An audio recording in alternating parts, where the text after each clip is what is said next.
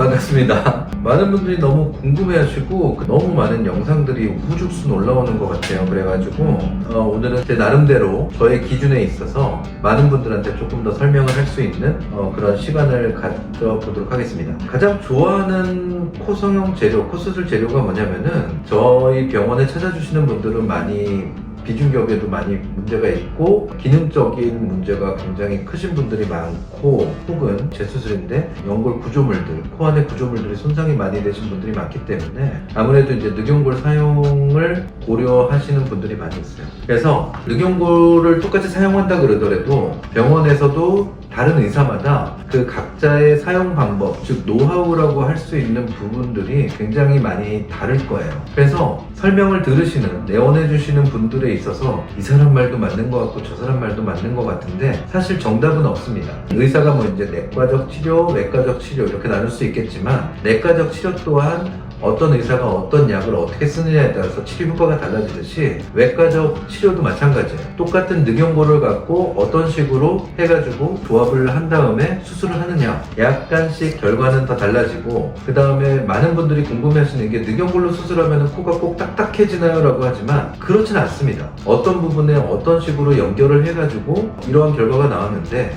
코가 계속 딱딱하고 뭐 이물감이 들고 그렇진 않아요. 연골도 결과적으로는 저희가 이제 준비한 게 이제 늑연골이에요. 늑연골의 실제적인 모습이고 이제 알고리즘을 떠가지고 다른 병원의 의사분들이 늑연골을 설명하는 데 있어가지고는 각자 다른 방식으로 자른다든가 각색한다든가 약간 자기만의 노하우가 있는 것 같은데 저는 항상 꼭 지켜야 되는 것 중에 하나는 여기 보시면은 우리가 나무랑 똑같다고 생각하시면 돼요. 우리가 연골에 층이 있습니다.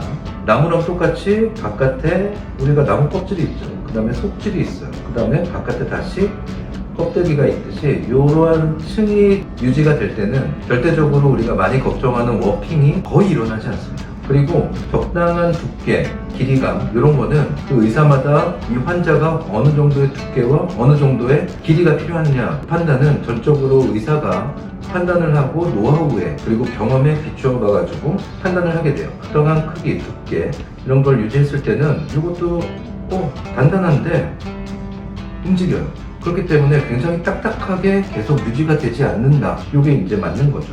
근데 의사가 이 환자는 너무 좀 두껍게 해야 돼 라고 한다면은 어떤 문제가 있겠습니까? 딱딱할 수 있고 두 번째로는 코 안에 비중격이 이제 보통은 코끝을 올리기 위해서 가운데 이렇게 심기 때문에 그러면은 너무 두께가 많다 그런다면은 상대적으로 숨쉬는 공간이 좁아지기 때문에 코가 막혀요 라는 게 있겠죠. 그렇기 때문에 먼저 늑연골은 가장 좋은 거는 이게 어느 정도 두께나 어느 정도 길이를 할 거냐라고 하는 거는 늑연골을 채취 이후에 바로 자르지 말고 이 환자분의 코를 열어본 다음에 첫 수술이든 재수술이든 그 환자분의 현재의 연골 상태, 뭐 연골 상태란 거는 휘어진 여부도 있을 수 있고 두께, 강도, 어떤 길이감 이런 것도 다 고려된 상태에서 그 다음에 재단을 해줘야 돼요. 그리고 여기 상태를 보게 되면은 이제 100% 완전히 깨끗한 분들은 없어요. 이런 분들도 물론 혈관이 이렇게 들어가는 것도 있지만 이런 부분들은 부분적 고라가 있는 거거든요. 고라가 있다고 해서 이 연골은 전혀 못 쓰냐? 전혀 그렇지 않아요. 여기는 충분히 사용할 수 있고 물론 나중에 수술 이후에 CT를 찍으면 희끗희끗 보여가지고 뼈 아니야? 이렇게 생각할 수 있지만 이 정도는 충분히 수술을 성공적으로 마칠 수 있게 하기도 하고 잘 유지되고 그렇게 될 수 있습니다.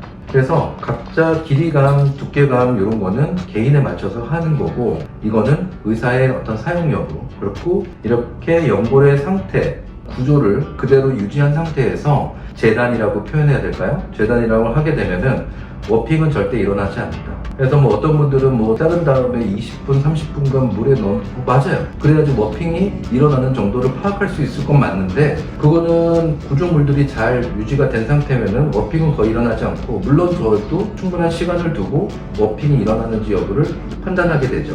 그렇지만 명심할 거는 이 구조가 망가지게 되면은 이거는 100% 수술 이후에도 워핑이 발생할 수 있다. 그렇기 때문에 이 구조물을 잘 유지하는 게 가장 핵심적이고 늑연골을 어떻게 사용하느냐에 따라 가지고 달라질 수 있습니다. 그리고 많은 분들이 이제 다진 연골에 대해서 궁금해하세요. 관심도 많아지고 실리콘을 사용하지 않은 상태에서 특히나 콧대 부분을 무보연골의 일종인 연골, 늑연골을 이용한 콧대 성형술을 할 때는 여러 가지 형태가 있습니다. 물론 이제 여기서는 지금 안 됐지만 이렇게 더 두껍게 해가지고 우리가 실리콘 모양으로 깎아가지고 조각을 한다고 표현할까요? 이런 것들도 있는데 그렇게 되면은 워핑이 잘 일어날 수 있어요. 그렇게 되면 그게 왜 그러냐? 아까 제가 얘기했을 때 우리가 나무로 비유하자면은 겉껍질에 해당하는 부분들이 조각을 하면서 깎여 나가기 때문에 알맹이만 남아요. 알맹이만 남기 때문에 이런 구조물이 펼쳐졌을 때는 상대적으로 100%는 아니지만 휘어짐, 즉 워핑이 추후 발생할 수 있는 여지가 있다. 깎아가지고 칼집을 내면은 덜 한다.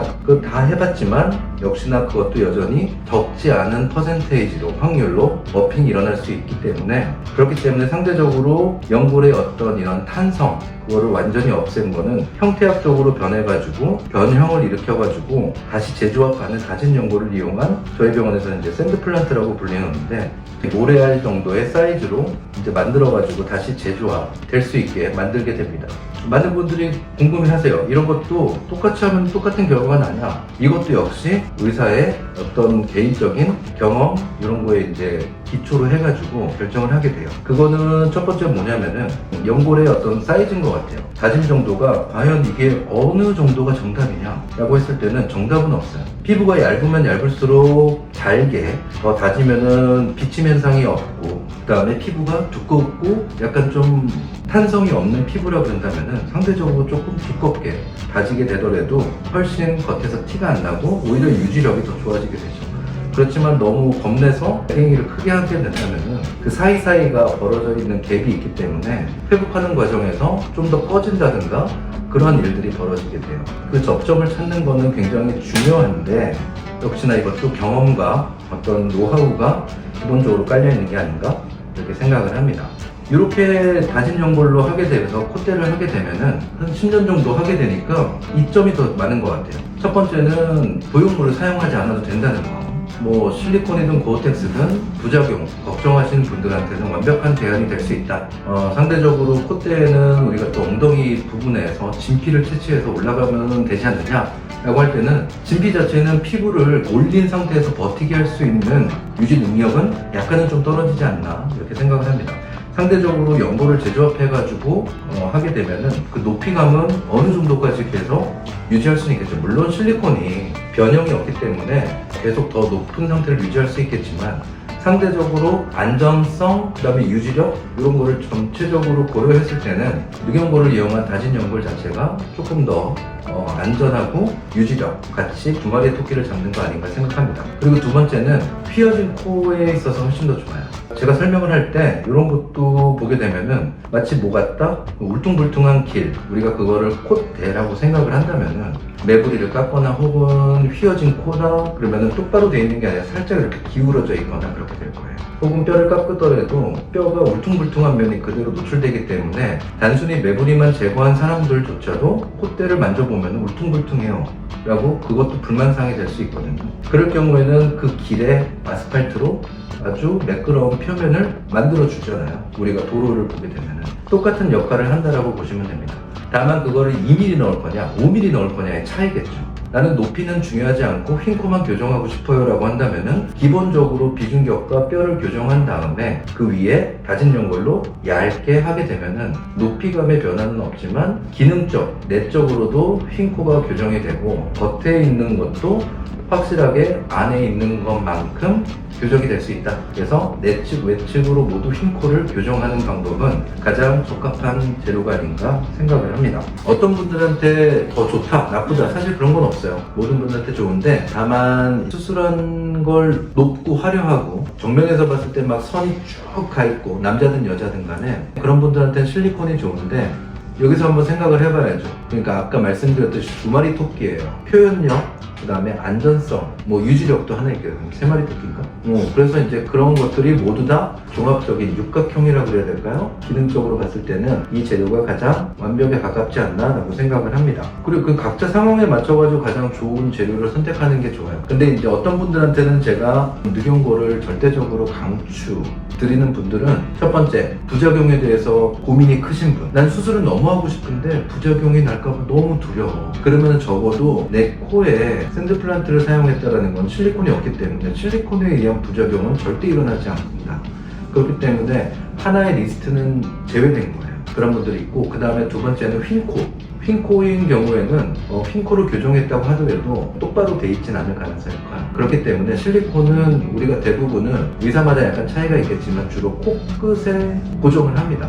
그렇기 때문에 코끝과 미간 사이가 약간 대칭이 안 맞다든가 직선이 아니라면은 실리콘이 이렇게 돌아갈 가능성이 커요. 그렇기 때문에 휜코 교정에 있어서는 실리콘보다는 다른 연골 재료를 이용해가지고 교정하는 것이 조금 더 성공 확률이 높아질 수 있는 거죠. 그 다음에 세 번째는 실리콘에 의해 이미 부작용이 나신 분입니다. 구형구축이 일어났는데 실리콘을 다시 할 수밖에 없다라고 한다면은 구축이 또 안 일어나라는 법은 없는 거예요. 그렇기 때문에 이런 분들한테는 오히려 실리콘보다는 다른 재료, 자가 진피가 될 수도 있고, 그렇지만 앞서 말씀드린 바와 같이 진피보다는 유지력을 볼 때는 연골이 훨씬 더 좋은 선택이 될 수 있기 때문에 이미 실리콘에 의한 부작용을 경험하신 분, 특히나 구형 구축이 있으신 분들은 이러한 걸로 콧대를 포기하지 않은 상태에서 매끄럽게 재건 수술을 끝마칠 수 있는 좋은 재료의 선택이 될 수 있습니다.